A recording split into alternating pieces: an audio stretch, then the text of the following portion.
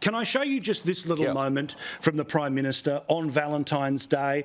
Let's not get too deep into it, but there are little moments, because obviously my background way back when was in FM radio, right? And obviously compulsory voting means I love everyone who's here and we're counting the grains of sand and all the rest of it, but of course there are other people who, you know, what about maths last night? How good's the footy going to be? You know, listening to Kyle, right? All of that stuff. And there are little moments where those people see an example of the leaders, all right? Certainly we know ukuleles and all the rest of it from the last election, but what about this from the Prime Minister on Valentine's Day? Have a look. Roses are red, violets are blue. It's Valentine's Day and we love blue-collar workers. Geez, Cos, I can feel your cringe from here, my friend. That's the sort of stuff. Am I right that there is stuff that compulsory voter land sees that can be just as devastating as your election costings?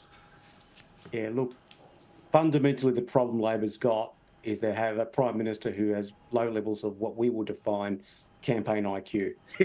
and unlike 2022, they can't hide him. Right? Yeah. So that's right, he had a week off with COVID. They're not going to be able to hide him this time, and he's going to be front and centre of their campaign, and they have to work out a way to actually try to get his mojo working. He never had it, right? There are leaders that are really skilled at winning campaigns, selling that, as you rightly pointed out, as Michael rightly pointed out as well, that cultural connection, an emotional connection between voters and what you were talking about. If you're going to come across wooden like that, it's not a good start. But also, feel free to actually get the poem to rhyme. It's not hard, okay? You just put 2 in at the end. But, you know, I don't want to give the free advice. Michael, the funding changes that went through the federal parliament, I read, this could be a great problem for the Teals. But my memory of the detail is that none of this kicks in until the next election, not this election. So it's still jog on for them, isn't it? Yeah, correct. Don't worry about it. We'll worry about it after the next election, mate. Yeah. That's the answer to that question. But look, just go back to Albo. Mate, here's the truth of the matter, right? Here's the raw truth of the matter. We'll have a look at the bloke in the sunglasses, by the way, on Albo's right. Have you show it again? Have a look and see how impressed that bloke is. He's thinking, I've got an absolute clot next to me, and he's been paid $500. So look, the truth of the matter is this. Albo is a number 8 batsman. Yeah, who's opening the batting? That is the problem, right? That's the problem that the Labor Party have got. Where would this bloke bat in the Hawke government? Right? He wouldn't even be 12th man.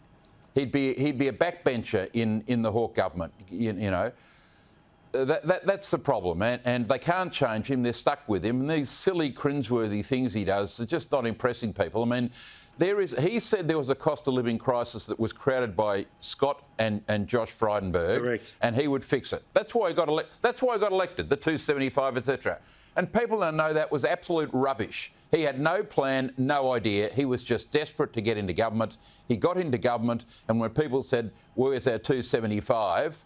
They got 1,000, not 275, 1,000 extra, not a refund. Yeah. So he's out of his depth. He's a poor Prime Minister. You look at that Ryan Park, is it the New South Wales Health Minister the other day, just on another issue, the passion with which he spoke about anti-Semitism at that hospital. And then Albo gets up, and you just see this plotter, reading lines that his staff have written for him. Wait till the public work out, mate, that Albo's super, the IPA did some work on this last year, the Albo's super for the rest of his life is $300,000 a year. Blimey. Taxed at 10%. Wait till the public get onto that, mate. Wow. 300 large, taxed at 10%. That's not exact, because these numbers, you can't ever find these numbers. That's what it appears to be. 300,000 a year for life, taxed at 10%. So if Albo loses, it'll be sayonara, everybody, and he's off to the beach house. Yeah, don't forget, what was $140,000 in rental?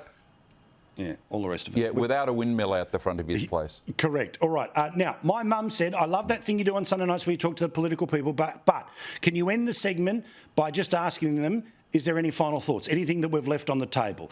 Cos, my mum wants to know. Anything else on your mind we need to be talking about?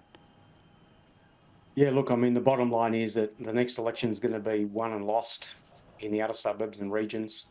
of this country. It is where people have suffered the most. But I will make the point about interest rate cuts that are coming up, potentially coming up. I know the Labor Party's put a lot of stock into that. I think they've got to be really cautious here because a lot of Australians out there feel like they've been doing it tough, and if the rate does drop, it's because of their hard work. That's the sort of feedback we're getting at the moment in the electorate, and that is, if it goes down, it's because we've been smashed. And the other point I'd like to make here is, millions of Australians have had their savings obliterated over the last 2 years. Correct. That aspiration has been wiped out. It's going to take a lot of these families years to recover from. So don't think that potential rate cut's going to be the silver bullet that some people in the Labor camp are hoping for. Well, and also a number that I've been ramming down people's throats, but it's still important to note, right? If you've got a $400,000 loan, you've had to pay an extra $14,940 to repay that loan each year since they came to office. $800,000, $29,000, $1.2 million, $44,000. Good luck telling them, but next month $150 maybe, if that ain't going to wash them with you. Michael, final thoughts? Do it for Mum. Yeah, no, tell your mum that I agree with Cos completely. I think his analysis is quite right of the interest rate reduction, which looks as if it's coming this week. 100%. The other problem Labor have got is even if there is a reduction, mate, you've got a treasurer who's nowhere. Where is Jim Chalmers? Right, he's nowhere in the national debate. You've got someone selling the benefit of the interest rate reduction who's just a commentator. If it was Keating, he would have an impact. But Jim doesn't touch the sides with the electorate. That's the other problem Labor have. And anyway, wish your mum a good night, mate. All right, Jude, we love you. Wayne sitting next to her. All the best. Thank you, guys. Do appreciate it. See you next week. Shout out for mums. We always love that. Cheers, Thank you, mate. guys.